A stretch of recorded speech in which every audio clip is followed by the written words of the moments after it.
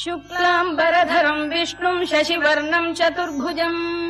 प्रसन्नवदनम् ध्यायेत् सर्वविघ्नोपशान्तये व्यासम् वसिष्ठनप्तारम् शक्तेः पौत्रमकल्मषम् पराशरात्मजम् वन्दे शुकतातम् तपोनिधिम्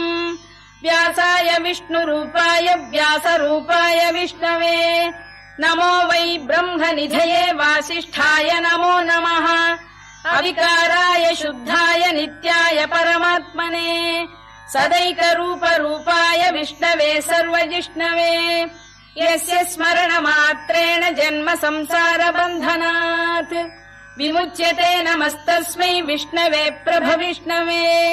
ॐ नमो विष्णवे प्रभविष्णवे श्रीवैशम्पायन उवाच